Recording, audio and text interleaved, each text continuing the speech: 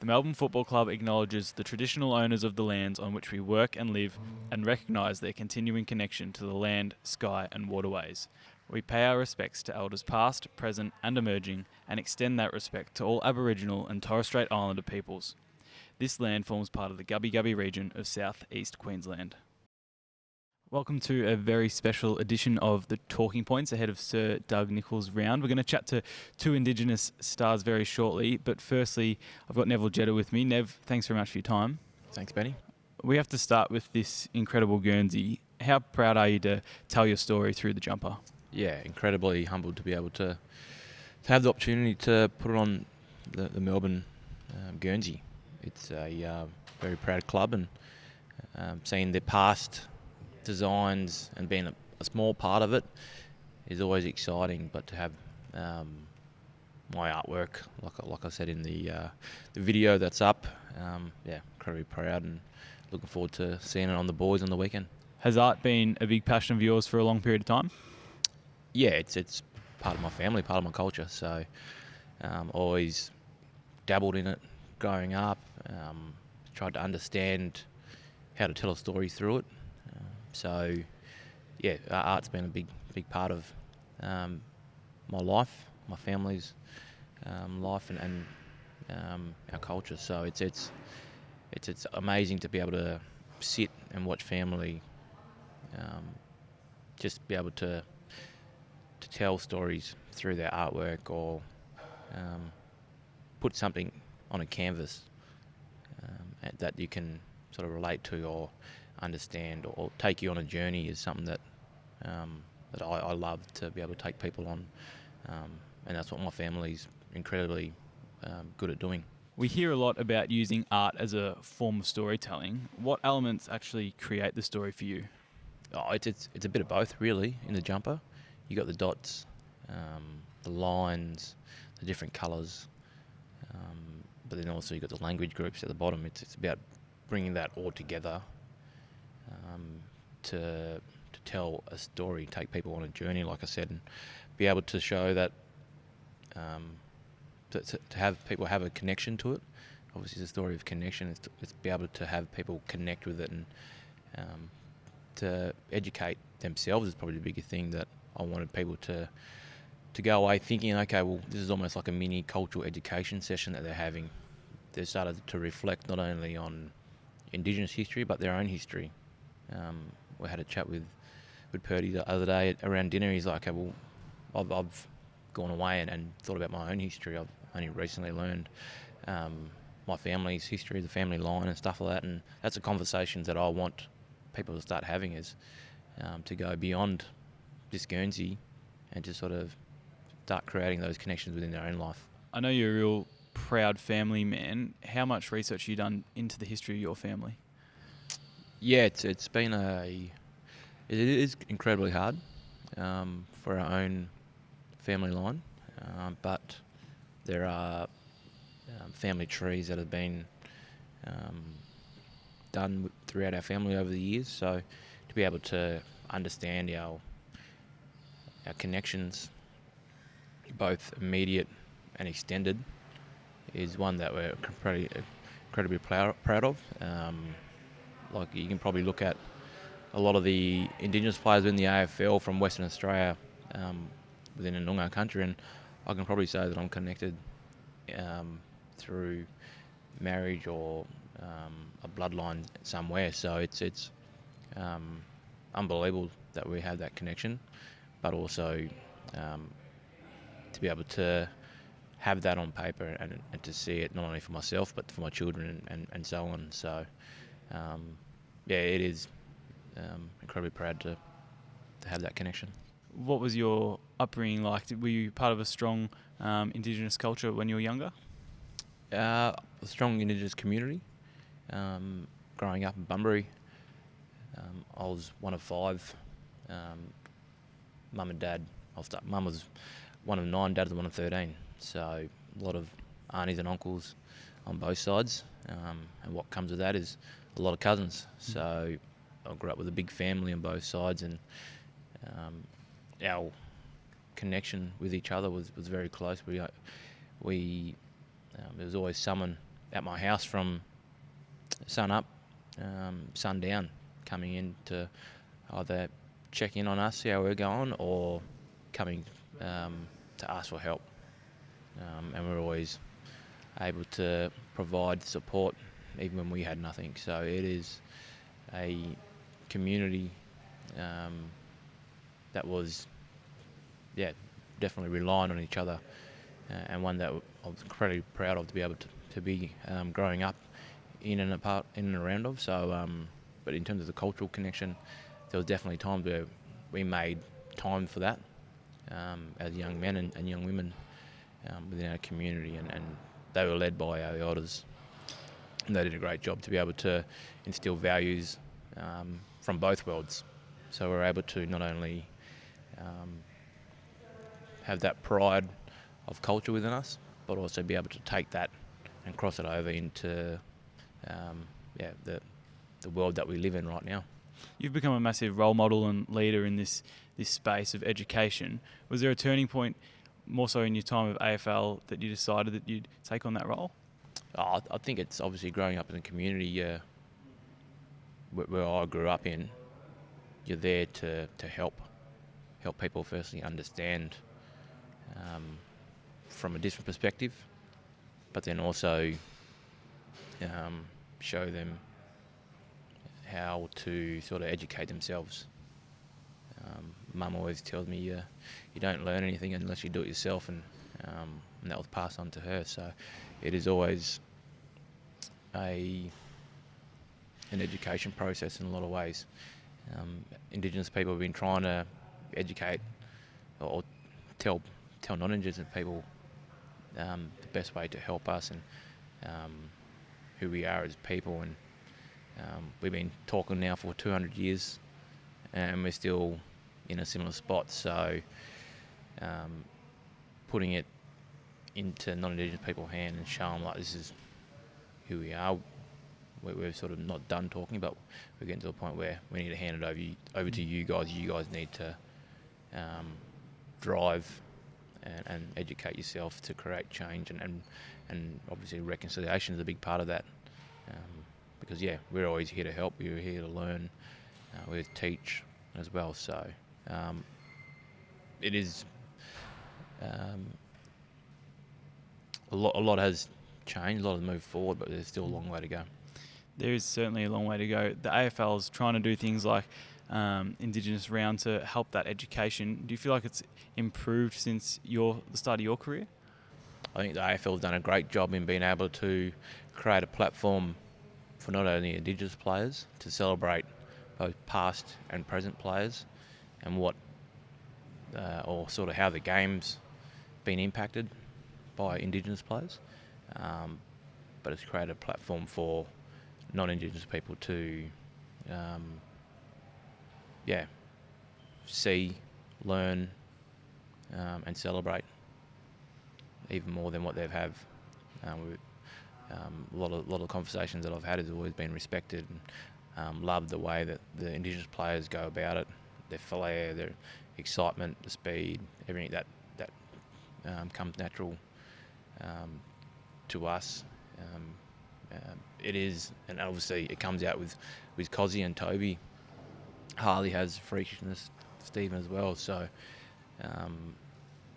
but it's taking people on a journey and bringing people closer is probably the biggest thing.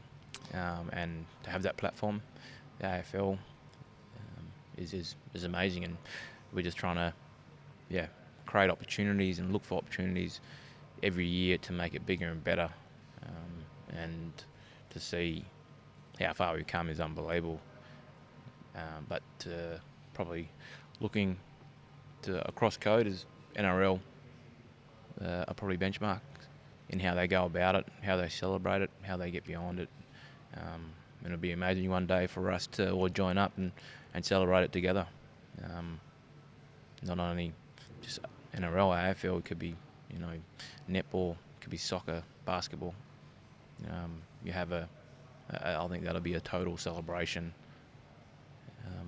and to really show that the platform and us being backed, but also the education process that can come from that will be unbelievable.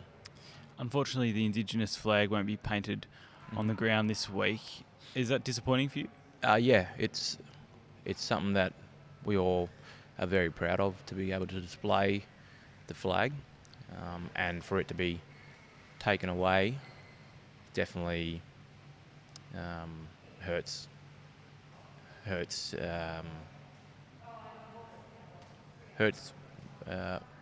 past players, hurts present players, hurts the communities, because that's something that we've always looked at through times of struggle. It's an identity for us as people, and to have that taken away from our field is something that will be will impact a lot of people, not only the players, not only supporters, but it's bigger than what people would just think, or not just think, but would say, oh, we'll just replace it with something else. And replacing it with deadly, the word deadly, it is known very well across the Indigenous communities, but there's nothing deadly about taking away our flag. Racism's been another big issue this season as well. Do you feel like people calling it out is the most important thing? Racism has been non-stop. No matter who it is, or where it's coming from, it is always not right. And to see how we're handling it is a lot better than what we've been doing. So continue to call it out, to continue to support and back those players who are being racially vilified is definitely the best way to go about it. But for things to change, like I said, we need everyone. We need allies. We need people who have got our back. And that comes right from the footy clubs, right from the top, all the way down to the bottom. We need the AFL, AFLPA, governments. It's just not our problem anymore. It's everyone's problem. It is getting to a stage where things are starting to turn. Obviously, you've got the Black Lives Matter movement that's gone worldwide now, and that affects us just as much as it does people in the US and the other countries as well. So it's just different things happening here. You touch on that Black Lives Matters movement. You've got a personal connection to that as well, don't you? They're talking about their deaths in custody. Mm-hmm. Yep. So that was Sam's auntie was taken into custody a few years back, and it's obviously still going through the coroner's court, but she ended up losing her life whilst in custody. So it was pretty hard for Samantha and the rest of the family. Samantha's cousins, April, who's still fighting. April and her brother and sisters are still fighting right now for justice, and there's the cases or the deaths have risen since we sort of took a kneel down at Casey Field. So the numbers will continue to rise, and it's just like racism. We need to continue to put our best foot forward to stop this stuff. And it's not one person, it's everyone. It's the government's been able to change things to protect people. I think a lot of people will watch this and want to help, want to learn. What should people be doing around this time to educate themselves? Probably first and foremost, look in their own backyard, get an understanding of who they are, where they're from. I think that's one of the biggest things is finding out where you've come from, your identity. So to be able to, and then you can go and share and come from a place of understanding. But yeah, in terms of helping, there's a lot of things out there that they can connect to. There's charities, there's online foundations that are doing great things within the community, and there's a lot of activists that are out there that need support to create change for not only now but into the future. Because things will continue to happen the way they are right now if we don't voice, and we need their voice. That's probably the biggest thing going forward. A simple story, a share of a post, on Facebook or Instagram or Twitter, or even getting around NAIDOC Week, Reconciliation Week, all these little things have an impact. Not only impacts the Indigenous community, but it impacts you and your circle, the people that you're around. They start to ask questions. They want to get a greater understanding of why you're attending these rallies, these marches, the things that you're seeing at. It creates conversations, it changes people's mind about sort of who you are and why you're doing this stuff. And that's the biggest thing, I think, create the conversation. Not only helps Indigenous people, but helps us move forward. Well, Nev, thanks very much for the insight and for your time. I'm sure fans will really appreciate it. No worries. Cheers, Benny. We're going to hear from Toby Bedford and Kysaiah Pickett just after this. My name's Toby Bedford. I'm a Boonaboo man from Fitzroy Crossing in Western Australia. Stephen May, Darwin, Larrakia people. Harley Bennell, born in Pinjarra, Noongar man. Name's Kysaiah Pickett. I'm a Yamiji Noongar man from Croydon, Western Australia. I'm Neville Jetta. I'm a Noongar man, country Balladang, Wilman, and I was born on Wadandi country. Tobes, Kos, thanks for jumping on. You're obviously both quite young to be learning about things like Indigenous around these serious issues, but how much does it mean to you being able to be a part of this? I guess this makes you very, very proud, I guess, like the AFL, I guess, acknowledging all of us Aboriginal players.